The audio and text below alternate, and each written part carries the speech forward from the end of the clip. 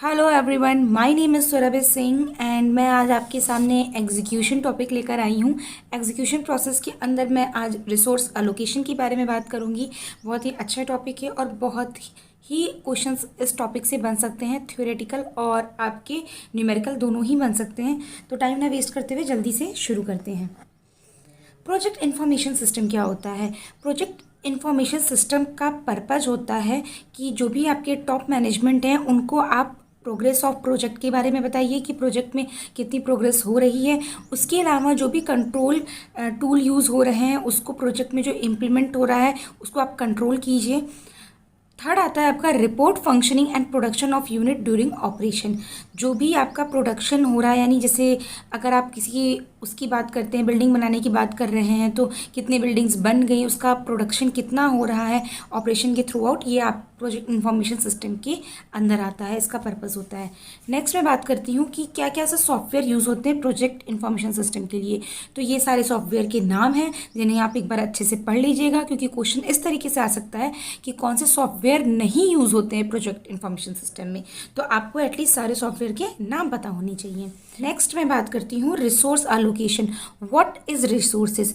Resources is a physical variable. ये आपका material भी हो सकता है, ये आपका मैन पावर भी हो सकता है, ये आपका मशीनरी भी हो सकता है, ये आपका टूल भी हो सकता है। तो रिसोर्स कंस्ट्रेंट का मतलब होता है कि सपोज आपने बिल्डिंग बना रहे हो और आपको पर डे 20 आदमी की ज़रूरत पड़ रही है, अचानक मजदूरों ने स्ट्राइक कर दी, तो उस टाइम में आपका रिसोर्स क्या हो गया? लिमिटेड हो गया। या आप मटेरियल मंगा रहे हो, आप देखते हो कि मोरंग वगैरह का दाम घटता है या बढ़ता है, तो अचानक से मोरंग का दाम एकदम बढ़ गया है, तो इस वजह से आपको मटेरियल की शॉर्टेज पड़ गई। तो जो रिसोर्सेज हैं, यानी material, man power, tools, machinery, इनको हम किस तरीके से अलोकेट करें कि हमारा project optimise time and optimise cost में कंप्लीट हो जाए। तो resource allocation is it can be delay in material resources और there may be delay in a time. It can be achieve by two process. तो resource को allocate हम दो process के थ्रू कर सकते हैं। फर्स्ट आता है आपका रिसोर्स लेवलिंग, सेकेंड आता है आपका रिसोर्स स्मूथनिंग। अगर हम रिसोर्स लेवलिंग की बात करते हैं तो रिसोर्स लेवलिंग में क्या होता है कि आपके पास अनलिमिटेड रिसोर्सेज हैं। अनलिमिटेड रिसोर्सेज मतलब unlimited man power, unlimited machinery, unlimited आपके पास मटेरियल, बट टाइम फिक्स है। इसका एग्जांपल आप इस तरीके से ले सकते हो, सपोज़ आपको स्कूल की बिल्डिंग को रिनोवेट करना है या स्कूल की बिल्डिंग पे का पेंट बदलवाना है, बट स्कूल आपका अप्रैल में खुल जाता है, तो आपके पास एक डेडलाइन है कि आपको मार्च तक स्कूल को रिनोवेट कर लेना है। या अगर आप कोई ओवरब्रिज बना रहे हो तो आप ये कोशिश करोगे कि बरसात शुरू होने से पहले ही उस ओवरब्रिज का काम खत्म हो जाए। तो ऐसे कोई प्रोजेक्ट जिसमें आपका टाइम फिक्स होता है बट आपके पास रिसोर्सेज की कमी नहीं होती है, तो उसको हम कैसे अलोकेट करेंगे? तो रिसोर्स लेवलिंग के थ्रू अलोकेट करते हैं। कभी कभी प्रोजेक्ट में ऐसा भी टाइम आता है जब आपके पास जो रिसोर्सेज होते हैं वो बहुत ही सरप्लस होते हैं, यानी मतलब आपका जो अवेलेबिलिटी है और रिक्वायरमेंट है वो दोनों मिसमैच हो रहे होते हैं। मिसमैच का मतलब ये है कि सपोज़ कभी आपके पास ऐसी सिचुएशन आएगी कि आपके पास रिसोर्सेज पीक पे आपको बहुत ज़रूरत है रिसोर्सेज की, और उस टाइम आपके पास रिसोर्सेज की शॉर्टेज पड़ जाए। जैसे अगर मैं बात करूँ, लिंटर का काम होता है प्रोजेक्ट में, या जब आपकी प्रोजेक्ट में through out man power same नहीं लगते हैं। किसी दिन आपको अगर 50 मैन पावर की ज़रूरत पड़ रही है, किसी दिन आपको मज़दूरों की संख्या 10 भी चाहिए होगी। तो ऐसा नहीं है कि आप हर दिन, अगर आपका 180 डेज़ का प्रोजेक्ट है तो आपको 180 डेज़ में सारे मज़दूर सेम ही क्वांटिटी में चाहिए होंगे, ऐसा नहीं होता है। तो कभी कभार जब पीक रिक्वायरमेंट होती है तो वहाँ पर आप रिसोर्सेज को कैसे यूज़ कर रहे हो और वहाँ पर रिसोर्सेज की शॉर्टेज ना पड़े, क्योंकि आपका टाइम तो फिक्स है, तो उसको हम बोलते हैं रिसोर्स लेवलिंग। इसका मतलब है कि जब आपके पास रिसोर्सेज सरप्लस में हो, यानी ज़्यादा हो, तो आप उसको कैसे ऑप्टिमाइज़ करें, कैसे उसको बैलेंस बनाएं कि जब आपकी शॉर्टेज पड़े तो आप वहाँ से रिसोर्सेज को ले सकें। सो objective of project manager in such situation is to level as far as possible the demand for resources throughout the project execution time, keeping in view the constraint that the specified project completion time should not be exceeded. Clear है?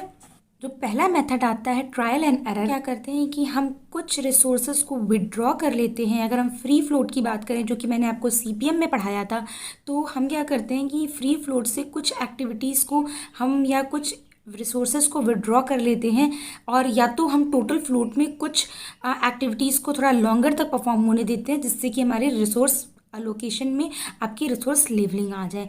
Second आता है trigger level. Trigger level में हम जब हमारा जैसे आपके project का कोई ऐसा टाइम होता है जहाँ पर आपको पीक रिक्वायरमेंट होती है रिसोर्सेज की, तो वो जो एक पीक रिक्वायरमेंट होती है तो उससे पहले ही हम एक थ्रेशोल्ड सेट कर लेते हैं। ट्रिगर लेवल सेट करने का सपोज ये आपकी पीक रिक्वायरमेंट है, मतलब प्रोजेक्ट का एक कोई टाइम है जहाँ पर आपको पीक रिक्वायरमेंट होगी कि इस टाइम पे हमें रिसोर्सेज सबसे ज़्यादा चाहिए, तो उसके नीचे हम एक ट्रिगर लेवल सेट कर लेते हैं।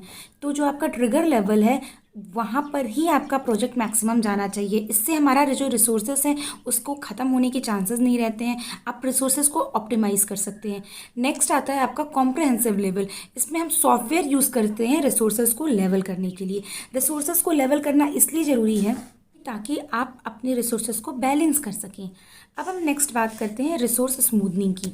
रिसोर्स स्मूथनिंग में क्या होता है कि यहाँ पर रिसोर्सेज लिमिटेड होते हैं, जबकि प्रोजेक्ट की ड्यूरेशन आपकी बढ़ भी सकती है, कम भी हो सकती है। तो ये चीज़ याद रखिएगा। इसका शॉर्टकट मैंने आपको दिया हुआ है कि क्या है, LT। एल मतलब क्या है कि अगर हम रिसोर्स लेवलिंग की बात कर रहे हैं तो वहाँ पर टाइम फिक्स्ड होगा, LT। और अगर हम स्मूथनिंग की बात कर रहे हैं तो वहाँ पर रिसोर्सेज फिक्स होंगे। तो इस टाइम में क्या करते हैं कि the resources are to be located serially in time. इसका ये मतलब है कि जो आपका क्रिटिकल पाथ होता है, जो मैंने CPM में पढ़ाया है, तो पहले आप उनको रिसोर्सेज अलोकेट करते हो, यानी जो भी एक्टिविटी आपकी क्रिटिकल पाथ के अंदर आ रही है सबसे पहले आप उनको रिसोर्सेज अलोकेट करोगे। When more jobs complete for same resources, preference is to be given with the job with the least flow। जब आपकी क्रिटिकल पाथ की सारी एक्टिविटी हो जाएगी तो उसके बाद आप जो आपके लीस्ट इंपॉर्टेंट है उन को आप रिसोर्सेज अलोकेट करोगे। Jobs once started should continue till they are finished. एक बार अगर आपका प्रोजेक्ट शुरू हो गया तो आप उसको तब तक नहीं रोकोगे जब तक कि वो फिनिश नहीं हो जाता। Whenever possible non critical jobs are to be postpone. जैसे मैंने आपको एग्जाम्पल बताया था कि आपके पास 4 पाथ हैं, तो ये आपका क्रिटिकल पाथ है, तो आप कोशिश करो कि जो आपके नॉन क्रिटिकल पाथ में आते हैं उनको आप पोस्टपोन कर दो। लास्ट आता है resource constraint is not वॉलेटेड in any stage. जो रिसोर्स के कंस्ट्रेंट हैं उनको आप किसी भी स्टेज में वॉलेट ना करो। तो रिसोर्स स्मूथनिंग में अगर आप इतने सबको फॉलो करोगे तो उसके थ्रू आप अपने प्रोजेक्ट को ऑप्टिमाइजली मैनेज कर सकते हो।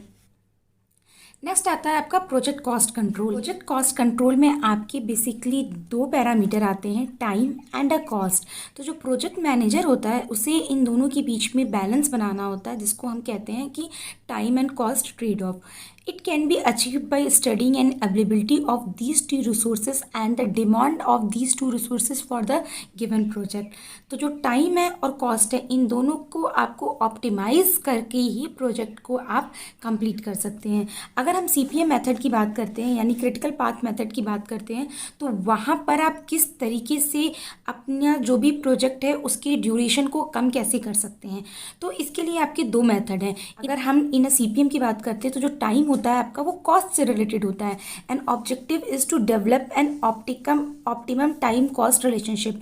यानी अगर आपका कोई प्रोजेक्ट 180 डेज में कंप्लीट हो रहा है और अगर आप उसको चाह रहे हो कि वो मेरा 160 डेज में कंप्लीट हो जाए, यानी 20 डेज की बचत हो जाए, तो वो कैसे पॉसिबल है। तो reducing of cost done by reducing critical path activity. तो ये 2 मेथड के थ्रू हो सकता है। Deploy more resources at each activity. इसका ये मतलब है कि आप हर स्टेज पे, जैसे अगर आज हम काम कर रहे हैं तो आज अगर 10 मजदूर काम कर रहे हैं तो आज हमने 20 लेबर को लगा दिया, तो 20 लेबर को लगाने से हमारे कल के दिन की बचत हो गई। इस तरीके से अगर आप रिसोर्सेज को और सप्लाई करो तो आप अपने जो भी आपका जो ऑप्टिमम टाइम है उसको आप कम कर सकते हो। नेक्स्ट आता है relax technical specification for each activity. आप टेक्निकल स्पेसिफिकेशन को और इंक्रीज कर दो, बट आपका जो फर्स्ट मेथड है वही ज़्यादा यूजफुल होता है। अगर हम CPM में बात करते हैं तो आपके 2 बेसिकली एस्टिमेशन आते हैं। First is normal estimation. बहुत ध्यान से समझिएगा स्टूडेंट, यहाँ पर क्वेश्चन आपका बहुत बनता है। फर्स्ट क्या है, नॉर्मल एस्टिमेशन। यहाँ हम क्या करते हैं, कॉस्ट को मिनिमम रखते हैं, ठीक है। टाइम डजेंट मैटर, टाइम कितना भी लग जाए लेकिन हमें कॉस्ट को मिनिमम रखना है, ठीक है। क्रैश एस्टिमेशन में क्या होता है कि हम यहाँ पर टाइम को रिड्यूस करते हैं और कॉस्ट हमारा कितना भी इंक्रीज कर जाए।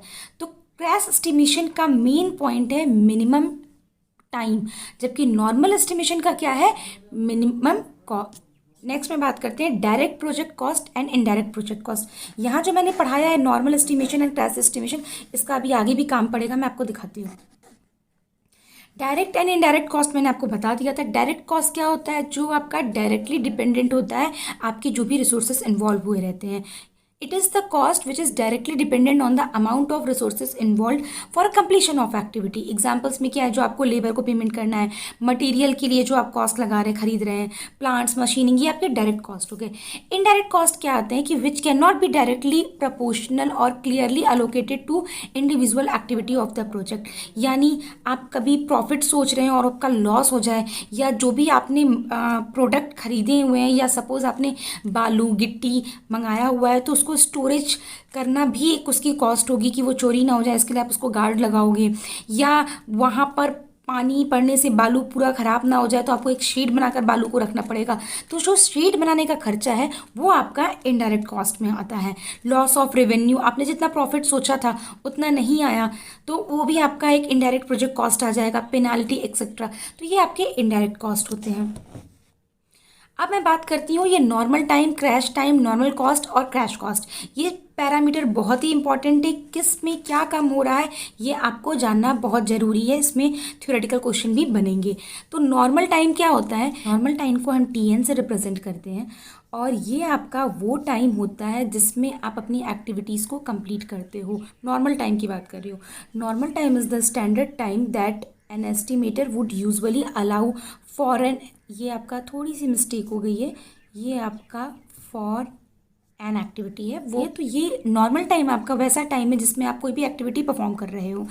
क्रैश टाइम ये इंपॉर्टेंट है, minimum time, the word is important, minimum possible time in which an activity can be completed.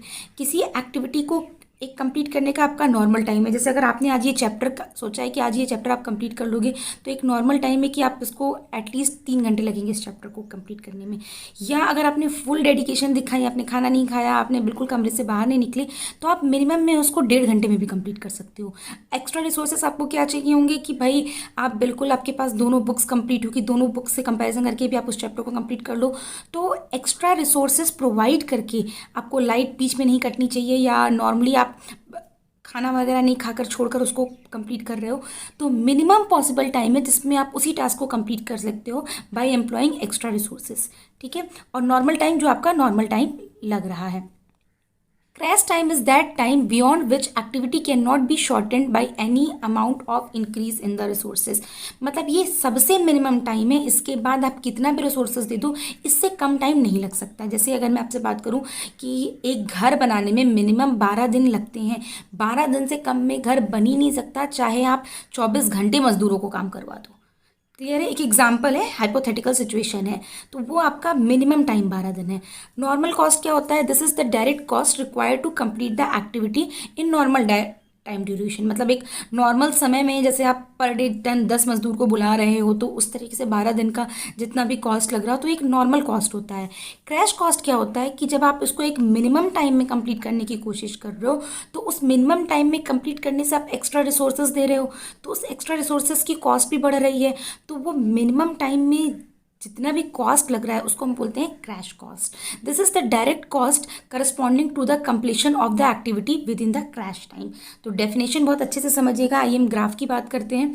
ये आपका इनडायरेक्ट कॉस्ट को रिप्रेजेंट कर रहा है, मतलब इनडायरेक्ट कॉस्ट जो है वो आपका टाइम के साथ बढ़ता जाता है, और जबकि डायरेक्ट कॉस्ट क्या है, टाइम के साथ आपका घटता जाता है। तो अगर हम इसका ऑप्टिमम सोल्यूशन निकालते हैं तो आपका एक यू शेप का कॉस्ट स्लॉट बनता है, और ये फॉर्मूला बहुत ही इंपॉर्टेंट है, इसे मैंने ब्रैकेट में कर दिया। Cost slope is crash cost minus normal cost divided by normal time minus crash time. This is the very important formula for calculating total cost या कॉस्ट स्लोप। नेक्स्ट बात करती हूँ, स्टेप्स क्या होते हैं आपके क्रैशिंग में। तो क्रैशिंग जो से बताया, क्रैशिंग वर्ड का मतलब होता है कि मिनिमम टाइम में आप क्या रिसोर्सेज यूज़ कर रहे हो। Estimate project duration and find the critical path. जैसा मैंने आपको क्रिटिकल पाथ मेथड में बताया था कि आपने क्रिटिकल पाथ फॉलो कर लिया, find slope of all activities. इसका मतलब है अगर आपका क्रिटिकल पाथ है, ठीक है, ये आपका क्रिटिकल पाथ नहीं है, तो आप हर एक एक्टिविटी पे स्लोप निकालोगे। The critical activity having minimum cost slope is crashed in first stage. जितनी भी एक्टिविटीज़ हैं इनमें जिनका मिनिमम स्लोप होगा उनको हम फर्स्ट स्टेज में ले जाएंगे। The next stage crashing will involve activity having a lower cost slope in a critical path. The total cost of the project at this stage is calculated. Clear है? आप इसमें graph बनाओगे और देखोगे किसका स्लोप कम आ रहा है, जिसका कम आ रहा है आप उसको प्रेफर करोगे। उसके बाद से आप प्रोजेक्ट की कॉस्ट को कैलकुलेट करोगे। जब स्टेज 3 और 4 को कंप्लीट हो जाएगा तो आप इसको दोबारा रिपीट करोगे। Stage 3 and 4 are repeated till all activity of project are crashed along critical path and corresponding time is crash time of the project. It is to be noted that only critical activity should be crashed. अगर हमने इसे critical path चुना है 1 2 4 5 तो इसी की ही activities में ही हम क्रैश एक्टिविटीज़ को ढूंढेंगे। तो ये तो आपका आ गया था कि स्टेप्स क्या हैं आपकी क्रैशिंग में। यहाँ पर मैंने एक क्वेश्चन डाला हुआ है, इसका आंसर आप मुझे कमेंट बॉक्स में बताइएगा। The direct cost of a project with respect to normal time is. तो जो डायरेक्ट कॉस्ट जो आपकी प्रोजेक्ट की होती है अगर हम नॉर्मल टाइम की बात कर रहे हैं तो वो मैक्सिमम होगी, 0 होगी, इन्फिनिटी होगी। इसका आंसर करके जरूर बताइएगा। Thank you. और वीडियो पसंद आई है तो लाइक, सब्सक्राइब और शेयर जरूर कीजिएगा।